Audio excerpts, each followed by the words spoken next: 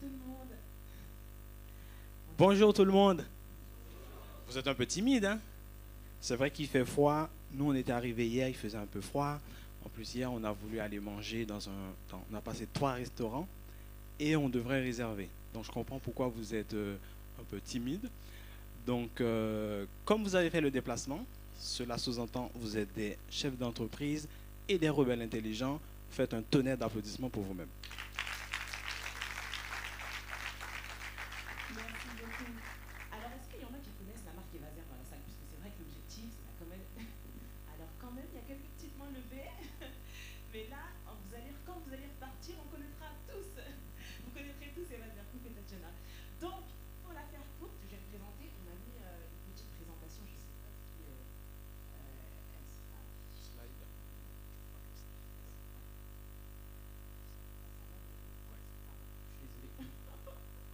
Bon, c'est pas grave. Sinon, de toute manière, nous, on connaît par cœur nos interventions, donc il n'y a pas de souci. Vous avez le visuel? Voilà, c'est bon. Très bien. Merci beaucoup. Alors, du coup, je vais laisser. Voilà, donc là, on va vous présenter la société Evaser. C'est une société de produits cosmétiques capillaires. On s'occupe principalement des cheveux texturés qui regroupent les crépus, les frisés et les bouclés.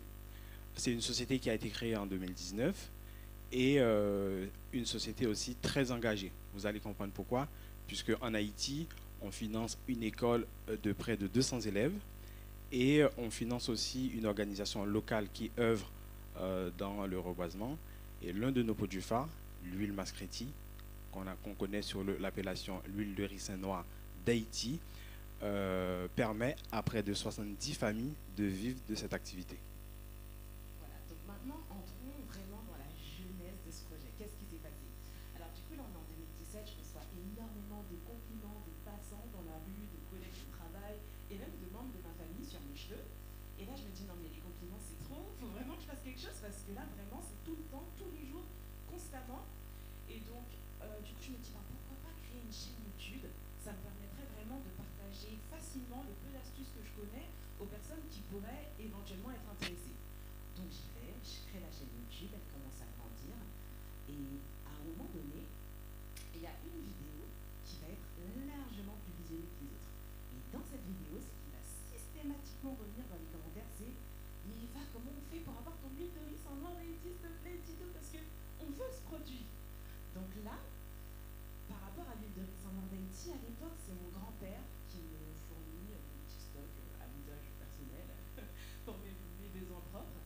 Et du coup, les gens sont intéressés, j'ai un petit stock à la maison, je me dis, bon bah, poussons la curiosité à son paroxysme, vendons le petit stock qu'on a à disposition, et on va voir jusqu'où ça va nous amener. Donc on y va, je me lance dans l'aventure. Ça ressemble à ça au départ. Donc j'ai mon petit stock que je mets dans des fioles comme ça. Le midi, pendant mes pauses déjeuner, j'envoie des colis à l'échelle nationale et internationale, puisque ce qu'il y a, c'est cool en fait avec Internet, YouTube, c'est que tout de suite on peut toucher une audience assez internationale. Donc nous, du coup, pour Evaser, notre audience, ça va être des femmes afro-caribéennes, afro-descendantes de la francophonie. Donc ça peut très bien être des femmes en France, en Belgique, aux États-Unis, au Canada, dans les octobre. Voilà, donc j'envoyais ces colis-là. Le soir, je rencontrais mes clientes dans des gares parisiennes, Châtelet, pour voilà, procéder aux échanges. Et le soir et le week-end, avec mon mari, on faisait des livraisons à domicile. Et donc, très vite, bien évidemment, mon petit stock s'épuise. Donc, là, ce qui se passe, c'est que j'appelle mon papy. Donc, je lui dis, papy, là, il se passe quelque chose de trop bien. Tout le monde fait notre truc, je sais pas comment ça se fait, mais tout le monde est intéressé, comment on va faire, comment on va faire. Et là, il me dit, bon, bah écoute, ce qu'on peut faire, c'est qu'on peut mettre sur place un projet qui va durer, on va dire, 1 an. Parce que moi, j'ai des amis avec lesquels je travaille et on peut en fait essayer de produire beaucoup d'huile que tu viendrais récupérer du coup en Haïti à l'occasion d'un voyage familial. Donc, on se met d'accord sur ce projet, on met tout à exécution, ils se met à produire. Et puis nous, de notre côté, on continue, on communique en fait avec notre clientèle sur les réseaux sociaux. Donc notre plateforme de prédilection à l'époque, c'était YouTube. Donc voilà, je faisais les vidéos, je disais voilà, bientôt on en aura plus, donc restez connectés, restez branchés. Donc, tout se passe comme prévu, je suis désolée, tout se passe comme prévu jusqu'au jour où voilà, on part en Haïti,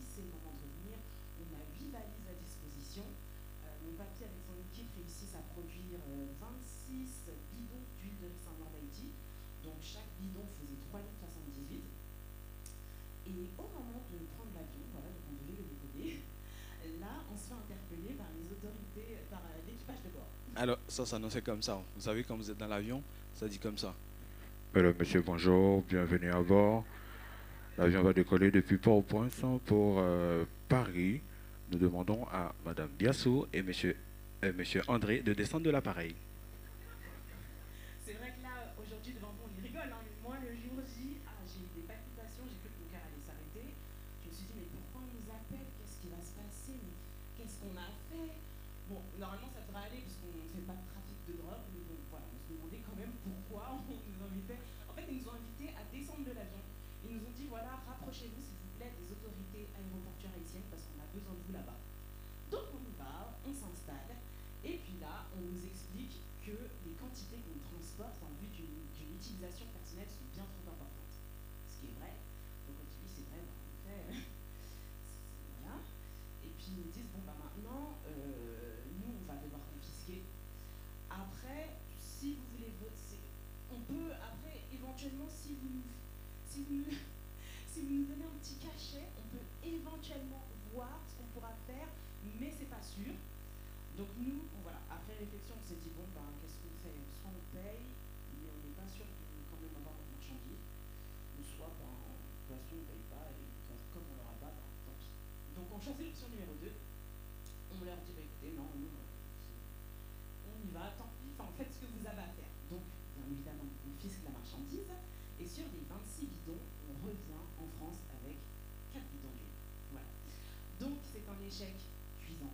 Vraiment un échec cuisant. Moi, franchement, je pleure beaucoup. Je me dis, mais que de temps perdu, que d'investissement, le gaspillage du temps de mon papy, de son équipe. Ben, on a payé tout le monde, parce que même si c'était de la famille, on n'allait pas. Il faut les encourager. Donc, vraiment, à ce moment-là, on se dit, bon, ben, qu'est-ce qu'on fait? Parce qu'on comprend d'un côté qu'on a le produit en Haïti, qui intéresse énormément de monde, et que de l'autre côté, on a la clientèle. Donc, on se dit, ben, c'est peut-être l'opportunité de créer une entreprise. C'est ça. Et là, à l'époque, je travaillais comme chargé de mission de recensement pour un groupe pétrolier. Donc, j'ai quitté mon travail pour prendre un travail où je travaillais 2 ou 3 jours, justement pour avoir le temps de créer la société, le système, le site internet, le logisticien, etc. Voilà. Donc, ce qui s'annonçait pour nous comme un échec cuisant, c'est finalement révélé être l'une des plus belles opportunités du coup pour Evaser, puisque ça nous a permis de créer une société. Si on avait réussi à faire passer les 26 bidons, je pense qu'on l'aurait peut-être pas fait. Donc, Réginald crée la société, on cherche un webmaster, on cherche un logisticien, et puis on continue en parallèle à communiquer avec notre communauté sur les réseaux sociaux. On leur dit, voilà, on a envie de créer un site internet pour faciliter l'achat de l'huile de ricin noir, est-ce que ça vous intéresse? Notre clientèle est vraiment emballée par le projet, donc ça nous donne, c'est un vrai catalyseur, ça nous donne beaucoup d'énergie. Et le 2 septembre 2019, on a ouvert le site internet, sauf qu'il n'y avait pas assez de capacité parce qu'on avait trop de monde, et à midi, le site il a planté. Voilà. Donc ça en fait c'est vraiment quelque chose de, c'est très difficile à expliquer parce qu'on était vraiment hyper contents, on se disait oui ça y est, on va enfin le lancer, mais en même temps on était stressés parce que de toute manière la relation s'était mal passée avec le webmaster depuis le début. Il n'arrivait pas à répondre à nos attentes, il y a plein de choses qu'on lui demandait de faire qu'il n'arrivait pas à faire. Au final, le site internet, toutes les applications, les parties les plus importantes, c'est nous qui les avions bricolées alors qu'on avait payé. C'est ça. Donc finalement, on a perdu des nuits pour devenir webmaster à sa place. Ce qu'on ne voulait pas en fait. Mais bon, donc on lance. En lançant, au départ, on a un produit phare, donc l'huile de ricin noir d'Haïti, vous l'aurez compris. Et on a aussi quelques accessoires, dont notamment foulard en satin, une brosse en poil de sanglier. Et puis, du coup, les gens sont ravis. Ils me disent, ah là là, mais c'est trop bien, on peut enfin l'acheter, on adore, c'est de la qualité. Mais là, on a besoin de plus. On a besoin de plus parce que voilà, l'huile c'est bien, mais on ne peut pas faire une routine avec, on ne peut pas se laver les cheveux avec l'huile, on ne peut pas conditionner les cheveux avec l'huile. Donc, propose-nous quelque chose de plus. Et va, toi et ton équipe, là, faites quelque chose. Donc, nous, en parallèle, comme on prodiguait des conseils personnalisés gratuits, on a vraiment constaté que la plupart des femmes qui venaient nous voir avaient des problèmes de cheveux secs, de cheveux cassants. Donc là, on s'est dit, bon, bah, peut-être qu'il serait intéressant de créer quelque chose comme une gamme de soins complète avec shampoing, après-shampoing, crème hydratante, mais le tout hydratant vraiment, dans le but de répondre à cette problématique de cheveux secs et cassants.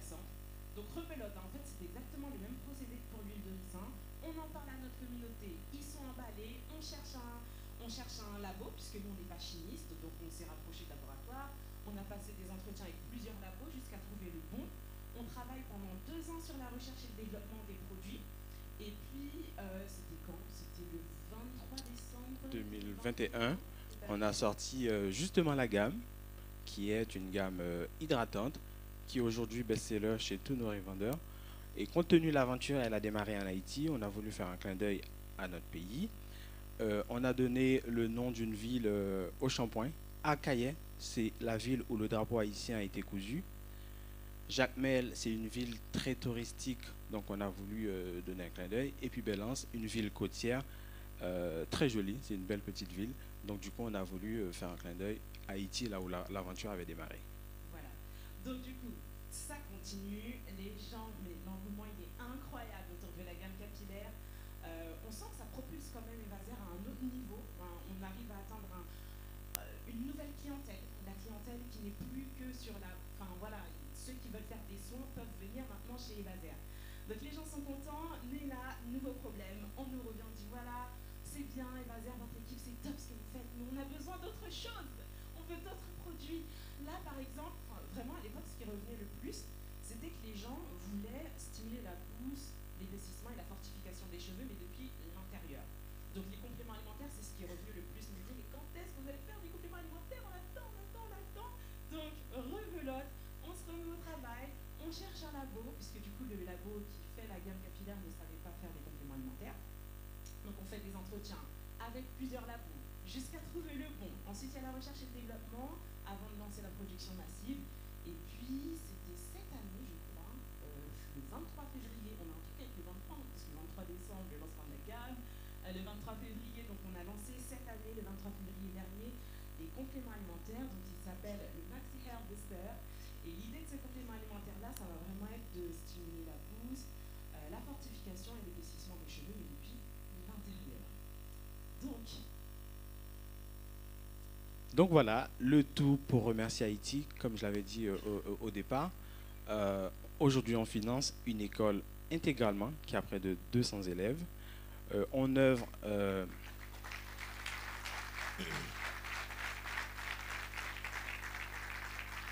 On finance une organisation locale pour le reboisement et l'huile de ricin permet à 70 familles de vivre. Alors ça a une double signification pour moi. Là où vous voyez cette école, je suis né juste à côté.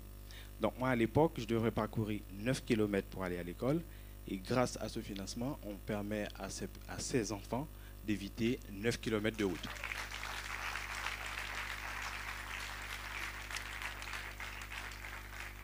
Aujourd'hui, Evaser non seulement crée de la valeur en France, en Haïti, puisque aujourd'hui on a 4 personnes en CDI, 3 personnes en CDD. On est disponible sur notre site internet, sur Amazon, sur Cdiscount, dans 60 points de vente, dont je crois qu'on a 4 points en Belgique. Donc du coup, pour remercier Haïti, c'est une société très engagée et on va continuer de l'être. Merci beaucoup de nous avoir écoutés. Bravo. Merci. Merci à vous, Eva et Réginald. Merci surtout de vous être lancés dans la RSE, parce que c'est ce que vous faites avec notamment cette école que vous encouragez. Mesdames et messieurs, nous allons marquer une pause, ce qui vous permettra à la fois de visiter les différents stands qui sont là, mais nous nous retrouvons dans quelques minutes, voilà, pour la suite du programme. Merci, à tout à l'heure.